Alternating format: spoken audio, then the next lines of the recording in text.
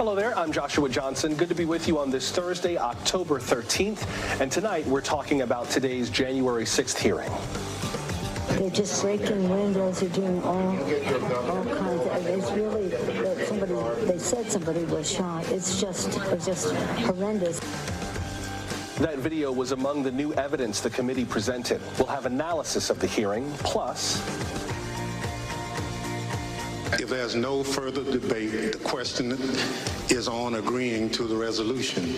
Those in favor will say aye. Aye. The committee voted unanimously to subpoena former President Trump for testimony. But will he comply? More on his reaction to the vote just ahead. Inflation continues to rise according to new numbers out today, but there's some good news for Social Security recipients. We'll explain. A huge housing complex could be coming to Southern California. Some residents of Redondo Beach say they're not happy about that. This fight's been brewing for years, but it could all come down to paperwork. And it's taken years to install, but the West Coast now has a system to predict earthquakes just before they strike. Turns out it works pretty well. You'll hear from an expert on the new system, Shake Alert.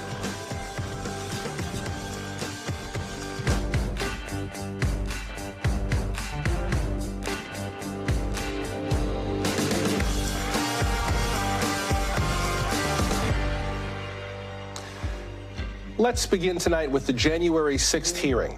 We'll begin at the end with today's final order of business, a congressional subpoena for former President Trump. We are obligated to seek answers directly from the man who set this all in motion. So this afternoon, I am offering this resolution that the committee direct the chairman to issue a subpoena for relevant documents and testimony under oath from Donald John Trump. Judging from his early reactions, it's unclear if he will comply. Subpoenas like this are unusual, but they have happened to 3 other presidents: Thomas Jefferson for documents, Richard Nixon for tapes, and Bill Clinton for testimony. It's been a year since the House Select Committee began its investigation of January 6th. Today's hearing focused on placing Mr. Trump at the center of the insurrection. The vast weight of evidence presented so far has shown us that the central cause of January 6th was one man, Donald Trump, whom many others followed. None of this would have happened without him. He was personally and substantially involved in all of it. The committee also revealed more evidence, including Secret Service emails. They detail the apparent threats rioters posed on January 6th. The emails confirm that the White House knew the dangers on that day. According to the source of the tip, the Proud Boys plan to march armed into D.C. They think that they will have a large enough group to march into D.C. armed, the source reported, and will outnumber the police so they can't be stopped. The source went on to say their plan is to literally kill people. Please take this tip seriously and investigate further. President Trump refused to tell the rioters to leave the Capitol. That's despite many pleas from his inner circle, including from House Minority Leader Kevin McCarthy. The committee also revealed video of lawmakers in hiding during the attack, trying to get on with certifying the election. They called neighboring governors and even cabinet members, pleading for help. There has to be some way we can maintain the sense that people have that there's some security or some confidence that government can function and that we can elect the President of the United States. Did we go back into session? We did go back into session, but now apparently everybody on the floor is putting on tear gas masks to prepare for a breach. Well, I'm trying to get more information. They're putting on their tear gas masks. I'm going to call up the effing Secretary of DOD. We have some senators who are still in their hideaways. They need massive personnel now. Can you get the Maryland National Guard to come too? NBC Capitol Hill correspondent Ali Rafa joins us now. Ali, let's start with this subpoena. Has the former president's team responded to today's vote? Yeah, Joshua, well, you know, the committee knew that the bar was very high to break through this current news cycle amid all of these Trump headlines, and they did just that with news of this subpoena on the former president. He has already replied on his social media platform saying, quote, "Why didn't the unselect committee ask me to testify months ago? Why did they wait until the very end, the final moments of their last meeting? Because the committee is a total bust that has only served to further divide our country, which, by the way, is doing very badly, a laughingstock all over the world." He continues, "The unselect committee knowingly failed to examine the massive voter fraud which took place during the 2020 presidential election, the reason for what took place on January 6th. And the committee really answered his question today, Joshua. They're saying that this is essentially the last thing on their to-do list, that at the end of today's hearing, they sought to prove that former President Trump was at the center of this effort to overturn the 2020 election, and by issuing this subpoena, they're giving him his chance to speak. And so this is something that the committee has been considering for months now. We were under the impression that they had decided not to do it, and now, obviously, with this unanimous decision today to come forward and subpoena the former president, what happens now, whether he'll comply, that's what's still unclear, Joshua. We should also note, Ali, just in regard to what the president posted, when he asked why the committee didn't ask him to testify, the door has always been open for him to testify. And they've made no secret of the fact that they wanted to hear from him on this. Also, for those of you playing the home game, there was no massive voter fraud in the 2020 presidential election. So just to clear up those two parts of his statement. But let's get into what happens now. Regardless of whether or not he shows up voluntarily, what happens with the subpoena? Where does that go from here? Yeah, so sources are telling our team we should expect more details about really the dates of compliance on the subpoena in the next few days, but we know the countdown is on for this committee. The committee's work ends at the end of this year. So really what we know that they're worried about is whether all of their investigative work can be done before the end of the year, and also the midterm elections. We know that House Republicans have already committed, if they win back the House majority, to dissolving this committee, dissolving this subpoena. It's very likely they will dissolve this subpoena. So the committee knows that the countdown is on. They have to try and get, if this is a likely scenario, the president will talk, they have to try and secure that before the midterm elections, before January, when, if and when Republicans do take control of the House, Joshua. What about that footage we saw today? We had never seen that footage before, shot by Alexandra Pelosi, the daughter of House Speaker Nancy Pelosi, of what happened with the Speaker, the Senate Majority Leader Chuck Schumer, and others kind of cloistered away during the attack on January 6th. Talk about the impact that had when the committee ran it today. Yeah, we've seen dozens of clips in past hearings of surveillance footage from Capitol security cameras, body cams, but really this never before seen footage, as you mentioned, shot by Nancy Pelosi's daughter, Alexandra Pelosi, who's a documentarian herself. This footage of House Speaker Nancy Pelosi, Senate Majority Leader Chuck Schumer, and other lawmakers in this secure room of the Capitol, desperately trying to secure the Capitol, to make sure it's safe again so they can get back to doing their work, to certify the results of the 2020 election. I can tell you, having been inside that hearing room, it was extremely impactful when they played that video. It was dead silent in the room. You could hear a pin drop. People in the back of the hearing room were actually recording that video on their own cell phones. We saw several Capitol police officers embrace each other watching that video over again. Representative Zoe Lofgren, a committee member herself, was up there on the dais looking very nervous, as if she was watching it for the first time. So all in all, this was another very emotional day, like we've seen in past hearings, for people just here on Capitol Hill who were reliving that day in real time, watching this hearing over again. And the committee, in showing that video, wanted to prove this point that, you know, their message is basically, thank goodness these people were there to step in and take this leadership role in lieu of the former president, as he was, as they say, missing in action for hours. Thank God those people were there. The committee urging this message of what is going to happen if and when this does happen again, when those people aren't there, Joshua. All right. Thank you, Ali. That's NBC's Ali Rafa starting us off tonight from Capitol Hill.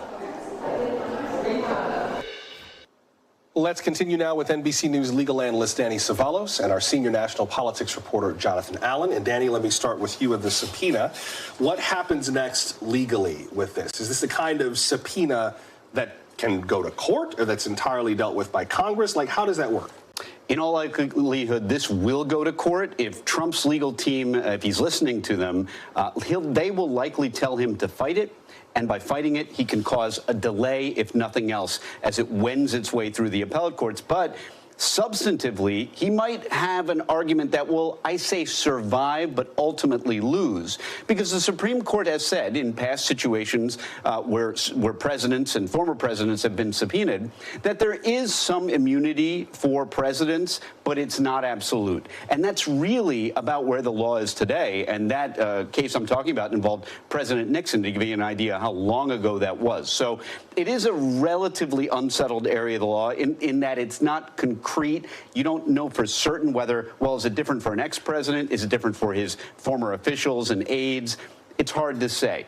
It's happened before. Presidents have been subpoenaed. Presidents have sat for depositions. But each fact situation is a unique one, and this may be the most unique one in the history of our country. John, what about the decision of the committee to vote on this during the hearing, at the very end of the hearing? I'm sure there have been a lot of people, them included, who have wanted to see something happen as a result of all of this, who wanted to send a message that this is not purely fact-finding.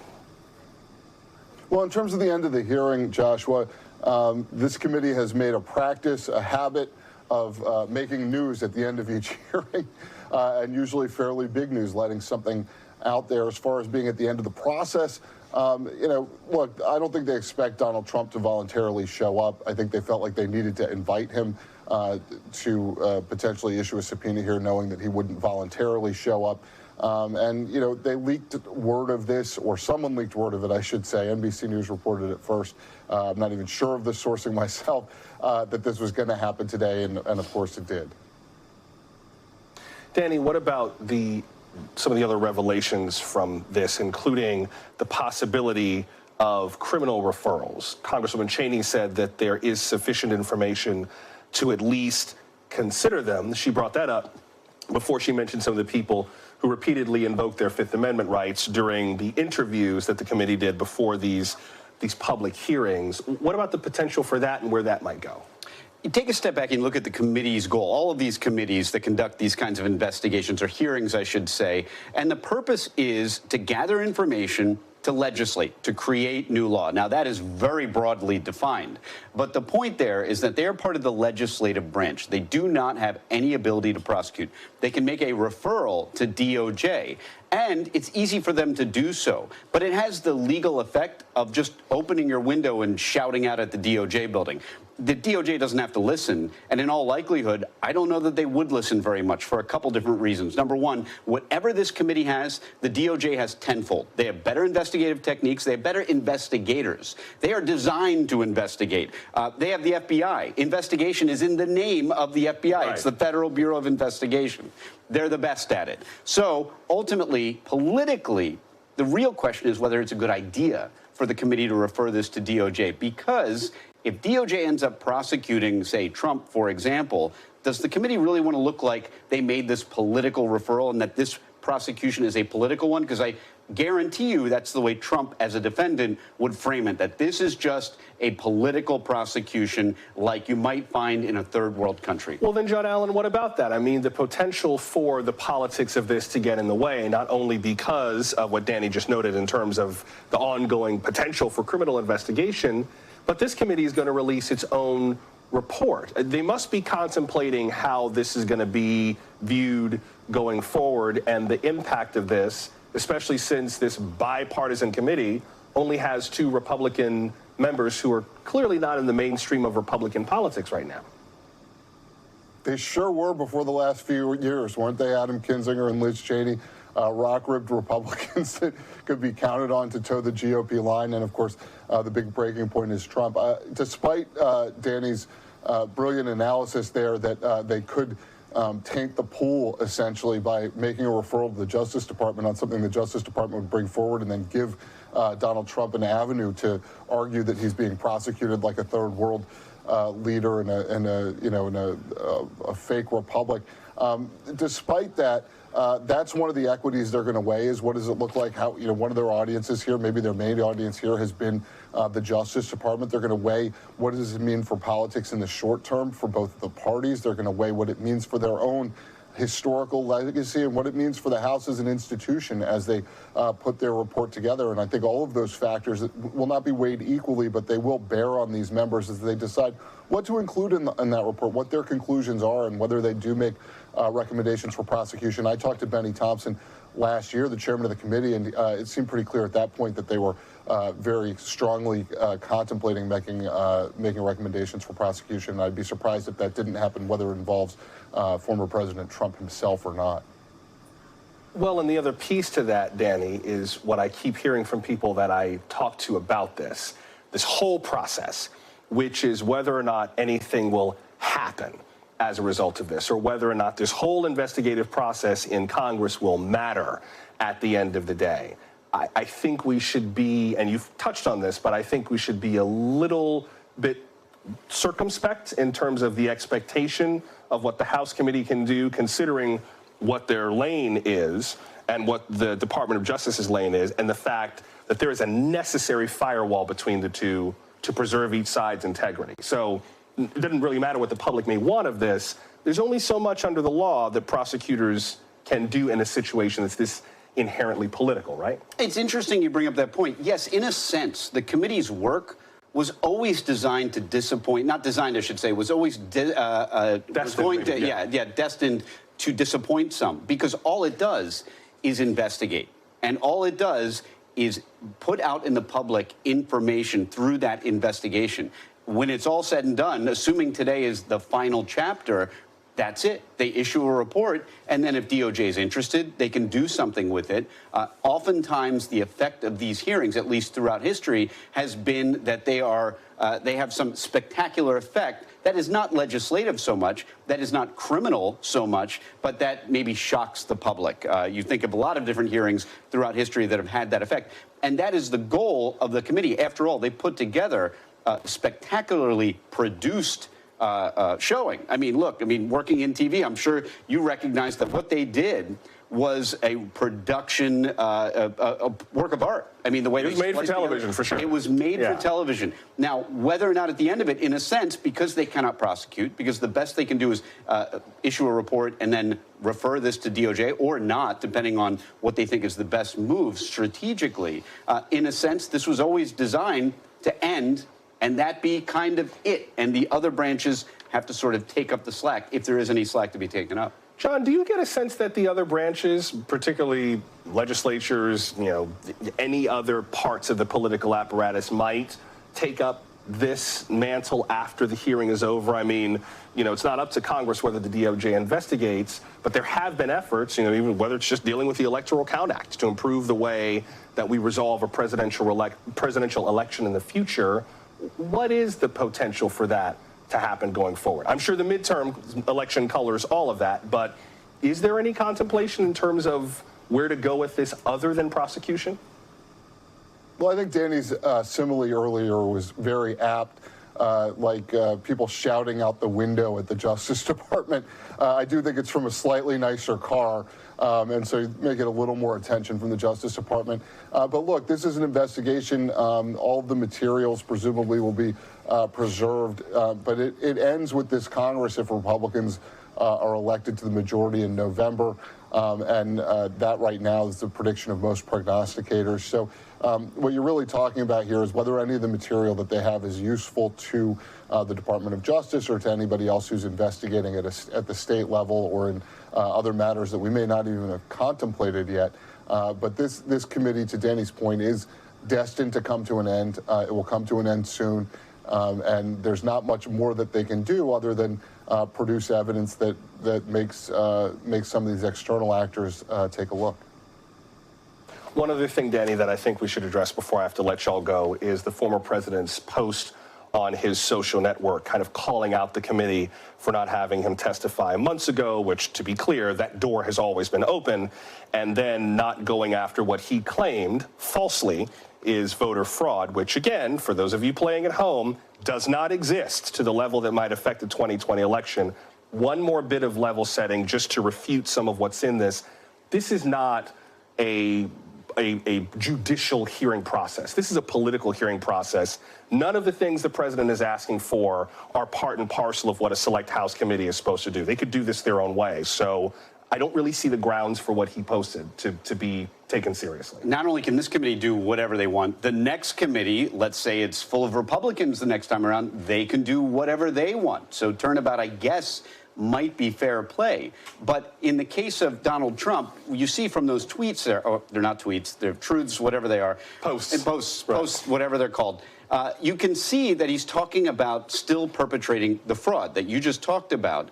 And it's amazing. You have to go back to what he learned, I'm sure, from folks like the infamous Roy Cohn, which is the rule that he sticks to, which is never, ever, ever deny. Just keep doubling down. And in a sense, that might help his defense going forward, because if he doubles down and never denies the fraud, then later on it might actually in his mind be defensible that I always believed there was a fraud. Maybe it wasn't reasonable, but I actually believed it. And that might be the core of a defense, maybe an anemic defense, if he is ever charged with a crime relating to his perpetration of that fraud. We'll see. I mean, they say the tree that doesn't bend in the wind will break in the storm. So I'm a defense attorney. You can't always you don't pick your facts. So you do whatever you can. Sometimes. Exactly. But I get what you're saying in terms of his willingness to just kind of stay that course if this goes to some kind of criminal proceeding.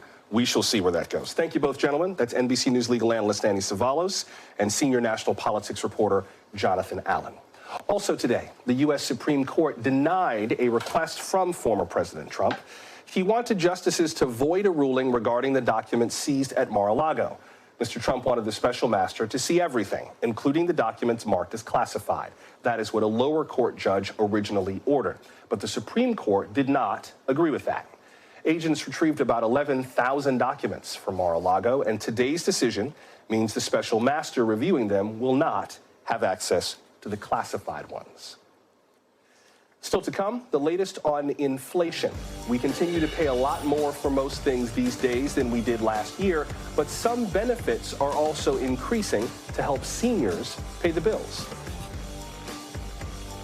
Americans are squeezed by the cost of living. It's been true for years, and folks don't need to be a report to tell them they're being squeezed. At the risk of sounding like a broken record, prices are still going up. Today's new inflation data on last month's prices confirmed what we know. The consumer price index was 8.2% higher last month than it was last year. Prices rose 0.4% from the month before. Today, President Biden acknowledged that higher prices are squeezing many Americans. He says it's a problem globally, not just across our kitchen tables. The biggest problem is the world's challenge, global inflation, and the pandemic, and Putin's unconscionable invasion of Ukraine. Let's get into these numbers with Caleb Silver, editor-in-chief of Investopedia. Mr. Silver, welcome back. Welcome back. We have to stop meeting like this. And every time you show up, you got bad news. I'm sorry. I'm here to break it down. You never got no good news from me. Could we start with that cut from the president, though, in terms of the factors behind this? Global inflation, the pandemic, what he called Putin's unconscionable invasion of Ukraine. How much of this is global factors versus more national factors? Yeah, it's a little bit of both, unfortunately, because the United States economy is part of a global supply chain. We still import some oil, even though we're almost self-sufficient. So we have that. We import a lot of product. We also sell a lot of product. The dollar has been very strong. That's driving up prices overseas. Those countries are getting squeezed. We're getting squeezed back on this end. Supply issues with gasoline, with natural gas, with electricity, all of that coming together, plus a lot of that spending coming out and oversupply by a lot of retailers that combines for inflation. That's what we got. Here are some of the numbers from this report. Walk us through where prices are rising the highest. Yeah, well, we're feeling it at home, and that's where it hurts the most, because if you look at gas for heating and cooling our homes, up 33% year over year. Electricity, 15.5%. Food at home, 13%. Not much cheaper when you go out for dinner, by the way. Shelter, that's rent, 6.6%. So you get these rising mortgage rates. That pushes people into the rental market. Rental prices have been going high. So everywhere we spend money in and around our homes, we are feeling it. With some of these, gasoline, natural gas, and fuel oil in particular, you mentioned that the U.S. produces a lot of its own energy these days. We don't have to import a whole lot from other countries, and we've kind of been moving in that direction for a while. So are these kind of self-inflicted increases just companies seeing that they want to get profits while the getting is good, or are there other factors that are kind of forcing prices to go up? Well, companies are not upset with the fact that these prices are that high. That said, we have several utilities that are offline. We have several refineries that are still offline. Refining capacity is not back to where it was pre-pandemic, or even back a couple of years ago in the middle of the pandemic. We're using a lot of that supply, but we've had some shutdowns. That's impacting supply. But we're also hitting the road a lot, if you hadn't noticed. A lot of traffic out there. So that's driving up prices altogether. And we've had this spike in gas prices over the past couple of weeks. So some of it's self-inflicted. Some of it is just because we're just so much more demand in the marketplace right now. Demand drives prices higher. And I'm not sure there's a whole lot of indication that people have reached their limit in terms of those price increases. California's Governor Gavin Newsom had tweeted in the last few days, I believe last week, that he wanted to hold a special legislative session to talk about taxing energy companies' profits. There are some major refineries around San Francisco Bay, but I don't know how much leverage we have at this point to do that. Not a lot of leverage, and a lot of these are not regulated like a utility might be regulated, so there's not a lot they can do. You would have to get that passed by his own legislature, so not a lot you can do to get companies to bring down their prices. And remember, oil companies love prices anywhere above $60 a barrel. We got oil now at $95 a barrel, but all of that heads downhill to us at the end, consumers, for whatever we're paying. That's electricity costs, natural gas to heat and cool our homes. We're going into a cold winter here. Those prices are going to keep rising. So Fed interest rates, we're expecting another increase. I know we had talked last time about how far the Fed can do that without freaking the market out and kind of sending it into a recession unexpectedly. Yeah, no, a full steam ahead, I would think, for the Federal Reserve.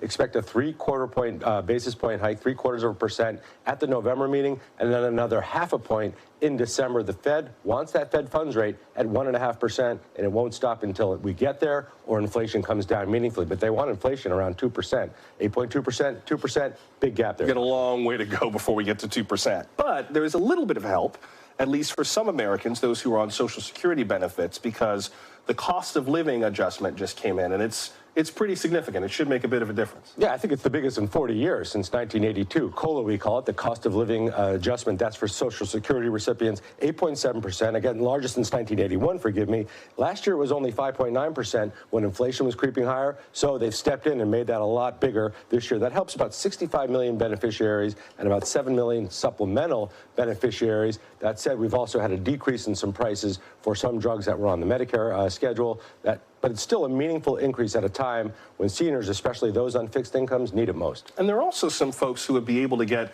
those COVID stimulus checks that were timed around tax season, that people who didn't quite apply in time for April 15th, they've now got another chance to get those checks? Yeah, another 2 chances, depending on what category you fall into. So the Government Accountability Office said the government spent about $931 billion, then realized there was about 9 to 10 million people, low to no income folks, that have either never filed taxes or didn't file this year. They're eligible for that relief. That's about $1,400 per person. If you filed in the past but missed the deadline, you got to file by next week, the 17th. If you've never filed and you want to apply for this, you got until, I think, November 15th to do it. So there's still money out there for folks that didn't get it in those first rounds, especially low to no income folks. Can you just put in context for me, before I got to let you go, these increases in prices and cost of living, whether or not this is, for lack of a better word, normal? I mean, prices go up. Inflation is kind of part of the life of our economy. Is this what we would expect given the factors that are bearing on the economy, or should we worry in terms of what's going on. No, there's nothing normal about this at all. There's nothing normal about 8.2% inflation, persistent month after month after month. We're in an extreme time. And if you hadn't noticed, everything's at an extreme right now. Sentiment in the stock market at an extreme in terms of negativity. Sentiment in terms of consumer sentiment, very negative right now. Inflation sort of out of control, not really peaking and coming down to where we want it to be. That's a little extreme right now. So these measures are extreme measures, and that's what you get when you have a runaway economy that seems to be burning out of control still. And how much do we parse that in terms of what Wall Street wants versus what Main Street wants, considering the dollar is surging, employment is very high? Like, on paper, a lot of things look pretty decent. Yeah, well, a surging dollar is not actually as great as it sounds because companies sell half of their goods, the U.S. companies, outside the U.S., so that hurts their profits. But also, it's strong against other currencies, relatively speaking. So as the dollar remains strong, you're going to see pressure on risky assets, especially as these interest rates rise. So it's not exactly what Wall Street wants and what the consumers want. Both are not great combinations right now. Caleb Silver from Investopedia, bring me some good news next time. I promise I will. Please do. I will. Good to see you. Thanks very much. Thank you.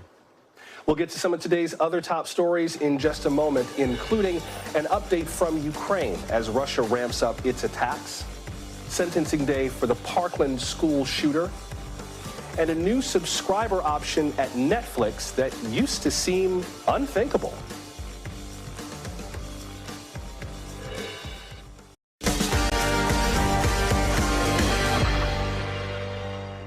Tonight's headlines begin with the latest from Ukraine. Its allies are pledging to help with air defenses. President Zelensky has pleaded for more weapons, and the UK says it will respond by providing missiles.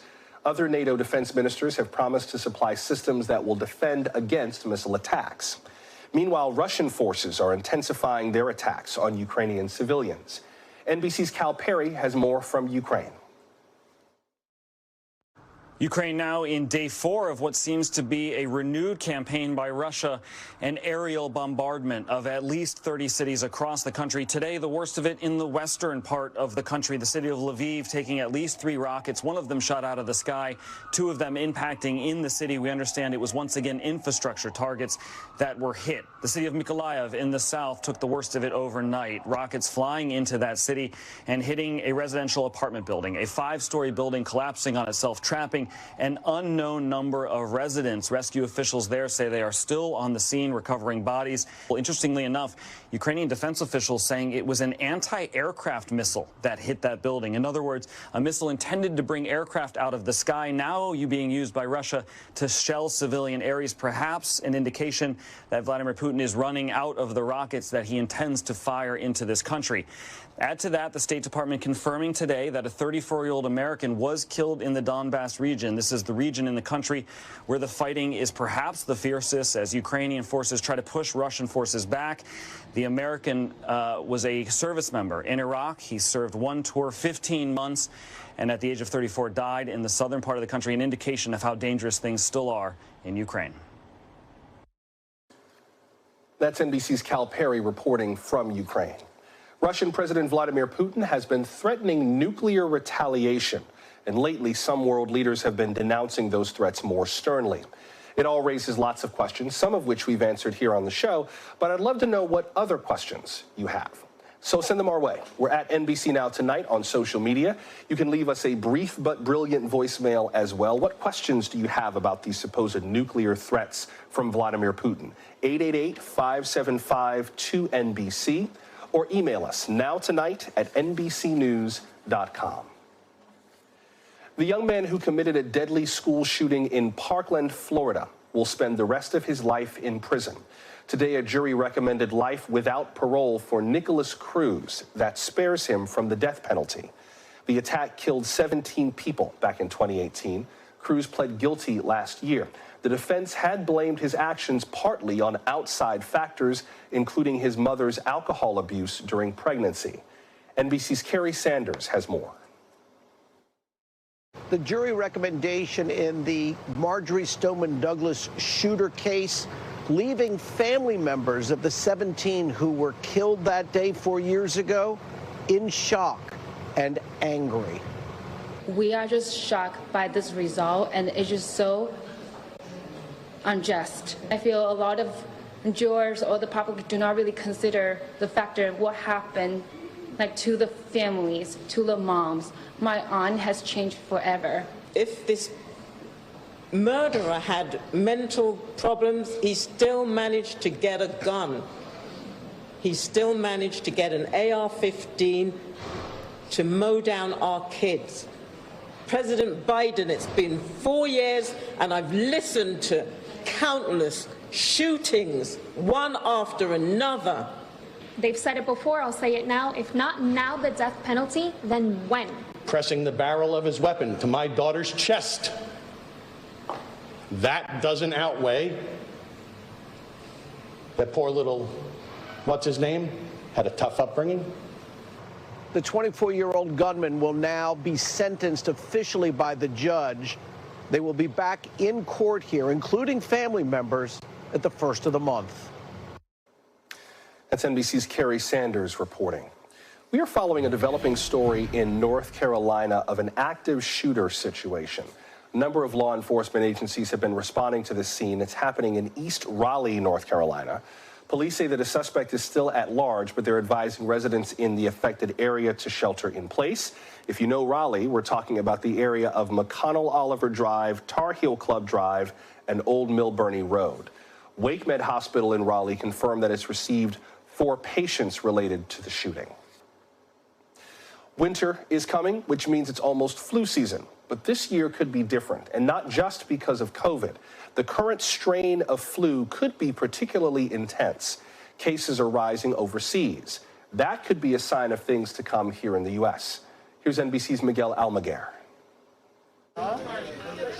Just as hospitals nationwide brace for a wave of flu patients, some emergency rooms are already starting to see the early, rapid, and perhaps dangerous start to the flu season. Tonight, the CDC director telling NBC News the numbers are higher than expected. Flu activity is starting to increase across much of the country, with activity highest and increasing the most in the south and the south central parts of this country. Though most flu cases go unreported, CDC data shows a steady rise in weekly cases, recently quadrupling, far more ominous than the previous 2 flu seasons when Americans were taking precautions. Not everybody got flu vaccinated last year, and many people did not get the flu. So that makes us ripe to have potentially a severe flu season. As the CDC launches its new vaccination campaign, with Dr. Walensky getting her inoculation today, a new poll suggests less than half of Americans plan to get a flu vaccine, and it comes as only 5% of those eligible have taken the latest COVID booster. How worried are you that Americans are just facing vaccine fatigue? I'm very worried. You know, our job is to meet Americans where they are and to provide them with the best guidance that we can to improve their health. With a feared flu outbreak at a San Diego high school causing hundreds of absences, they are both equally contagious. Doctors are also worried flu and COVID cases colliding at the same time, a twindemic, could overwhelm hospitals. Tonight they are bracing for, but hoping to avoid, another dark winter. When it comes to getting a flu shot, it's as easy as getting a COVID booster. They're at pharmacies across the country, and they're free. Back to you. That's NBC's Miguel Almaguer reporting. Netflix made a fortune as a streaming service with no ads. Now the company hopes to protect that fortune as a streaming service with ads. Today, Netflix announced a new ad-supported option. It'll cost $6.99 a month and run up to 4 or 5 minutes of ads per hour. That's $1 less than the current ad-supported tiers on Disney Plus and Hulu. By some estimates, that could make Netflix at least $3 a month per user in ad revenue. The company says it will not allow advertisements about politics, policy, smoking, or guns. Netflix says it plans to launch the ad-supported subscription on November 3rd. A developer in Los Angeles is pushing for affordable housing on some prime beachfront property in an old power plant. It's a unique dispute, but part of a very old debate. That's just ahead. Stay close.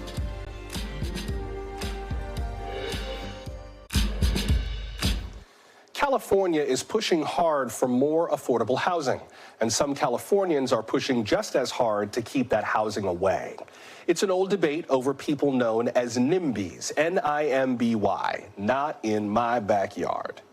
But when you see this property up for development south of Los Angeles, well, you might not blame folks for raising questions. NBC's Jake Ward has the story from Redondo Beach, California.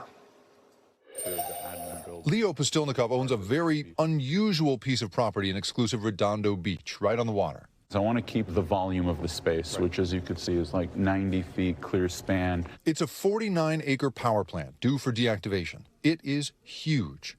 Postilnikov wants to turn it into 2,500 rental apartments, 500 of them affordable housing. With 500,000 square feet of office, event space, a hotel, retail, shopping. It's a whole neighborhood. It's a whole neighborhood. Thing is, he's been trying to get the green light for a while. It's been in various stages for over 2 decades. The city's mayor says the property is zoned for power or a park and that this development is dead on arrival. But he and the city have fought all this time. California is famous for the phrase, "not in my backyard," NIMBY for short. The word NIMBY was invented in Redondo Beach, I believe. Former Mayor Steve Aspel supported an earlier beachfront project also involving thousands of units, including affordable housing. And then these flyers went out. You know, I don't want to throw my whole city under the bus. There's a majority of nice people. Was there a racial component to it? That's all. 100%. In Redondo Beach, homes sell for an average of $1.3 million. The reason that converting this into housing is such a big deal is that California ranks 49th out of 50 states when it comes to housing units per capita. Now, the state is enforcing laws that require cities to make housing commitments or face penalties like losing the right to deny local building permits. So when Redondo Beach missed a deadline for filing its state-required housing plan, Postilnikov spotted a loophole. That gave me an opportunity to submit under a builder's remedy. Now, this city faces the very real prospect of all of this becoming housing and right in its yard.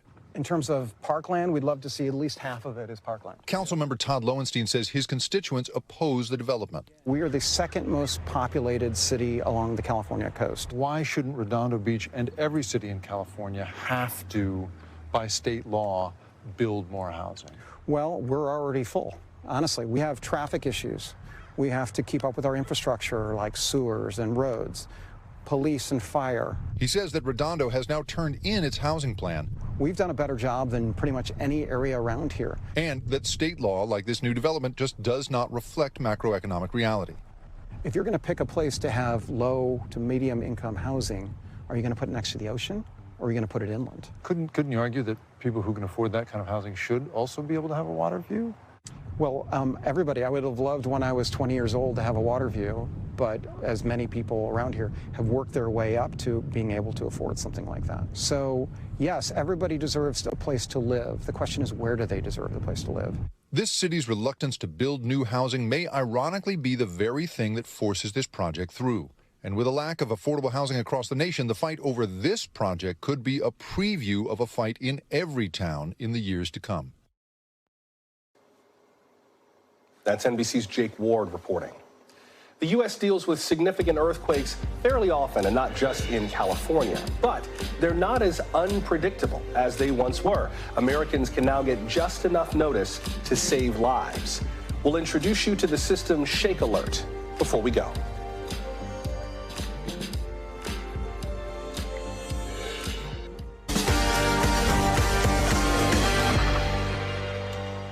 What would you do if you knew an earthquake was about to hit? Last month, folks in California wine country found out for themselves. A new system called Shake Alert warned about 21,000 people near Santa Rosa. It gave them just a few seconds to seek cover with instructions on how to do so. But those few seconds were enough. The 4.4 magnitude earthquake was a real-world test of the nation's new Shake Alert system. How does it work? And what's next? Joining us now is Dr. Robert DeGroot. He chairs the U.S. Geological Survey's Shake Alert Joint Committee for Communication, Education, Outreach, and Technical Engagement. Dr. DeGroot, welcome. Good to have you with us. Thank you. Good to be here. Let's go back to that earthquake in the Santa Rosa area. Tell me how Shake Alert worked in that situation, what it did, and how we know that the system worked as intended. Shake Alert performed during that earthquake in Santa Rosa exactly as we expected. It's actually a Shake Alert success story. It had all of the characteristics that we wanted to see out of the performance of the system in detecting this earthquake and getting alerts out to people throughout the Northern California region. How does Shake Alert work? How does it do what it does? So it's pretty simple, and let me start with an analogy. We all do thunder early warning of sorts. What we do is we see a flash of light in the sky, and our eyes are the detectors. We think that, well, thunder is coming, and so we react to that thunder by taking some sort of action, putting our fingers in our ears. And that's exactly how earthquake early warning works, is that we detect an earthquake once it reaches the surface. We move that information from where the earthquake is detected to a processing center, where in turn that information is processed, and then we find out the estimate of the size of the earthquake, the location of the earthquake, and also how much it could shake around that earthquake. And then we make that information available to technical partners who then take that information and deliver alerts to people's cell phones, slow down trains, close valves to protect water supplies, open firehouse doors, all kinds of applications. So it sounds like there are two parts to this system. One is the raw data that the U.S. Geological Survey can provide with networks of seismographs all over the place. And then two is sort of the communications piece that would purvey it to an everyday person or to civic institutions or government institutions so they can respond quickly. Is that it? That's exactly it. So the USGS's role is to produce the data that is then taken by our technical partners, who then deliver the Shake Alert powered alerts to people on their cell phones.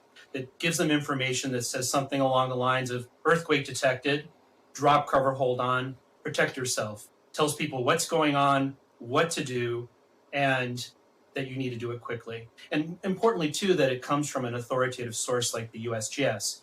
And so that's actually a critical piece of what we do, is we're very interested in optimizing how people interact with the Shake Alert system. So we want to make sure that people do the right thing. So we're spending a lot of time studying what people do during earthquakes so that we can optimize the human behavior and make that part of the operation as fast as possible. Shake Alert has been in the works for a while. I remember when I lived in the Bay Area years ago, there was a lot of talk about how far behind the United States was, because we're not the first ones to have this kind of a detection system, and the push to have something similar to this had been going on for a while to put enough seismographs and create the interfaces with governments and so on, and it's finally kind of come together. I know there's still room for improvement. There was a tweet that went out not too long ago from the Pacific Northwest Seismic Network about a tweet near Sweet Home, Oregon that was a magnitude 4.4. The threshold to send it out was a 4.5 as a cell phone alert, so people felt it, but they didn't necessarily get the alert on their phone. Now that Shake Alert is up and running, what's next for this? I know there are more parts of the country where there's more seismic activity because of fracking, and there are plenty of fault lines, the San Andreas, the Hayward, the Hollywood, that seem pretty much due to slip any day now. Yes, Shake Alert is in a constant state of improvement, and we're currently operational in California, Oregon, and Washington, and one of the things that we need to do is complete the build-out of the seismic network in all three states. We're about 80% complete. We're also optimizing the earthquake detection algorithms that detect the earthquake quickly. We also want to be able to detect and characterize the biggest of earthquakes. So a really big earthquake in the United States back in 1964 was in Alaska. It was a magnitude 9.2. We want to be able to characterize those biggest of earthquakes, but they happen very infrequently. So we need to continue to improve the algorithms to make that happen. We're also using different earthquake sensors. We're bringing those online soon to help us see a different piece of the earthquake so that we can figure out what's happening much more quickly. So there's always something going on. And we're also studying what people do in earthquakes. So that's why we're spending so much time doing social science, so that we can understand how people interact with the earthquake so that we can make the system better and keep people safer. And in our last few seconds, what should someone do if they get one of these alerts? What's the immediate guidance for how to deal with that? Very briefly before we go. Yes, if people get an alert or feel shaking, drop, cover, and hold on, and make earthquake early warning part of your earthquake preparedness toolbox. Dr. Robert DeGroot, I'm so glad to see Shake Alert up and running. It's a system that's been needed for a really long time, and I'm glad it's finally in the works. Thanks for making time for us tonight. Thank you. Great talking with you. Thank you very much. And remember, the federal government has a great guide about all kinds of disaster preparedness. Ready.gov has wonderful information about every kind of disaster, including earthquakes. Ready.gov. Hey, thank you for making time for us tonight. Remember, we want your thoughts and questions on the war in Ukraine for tomorrow night's discussion, or share your thoughts on Netflix's new ad-supported subscription, or the January 6th hearing, or anything we covered tonight. We're at NBC Now Tonight on social media. Call us at 888-575-2NBC.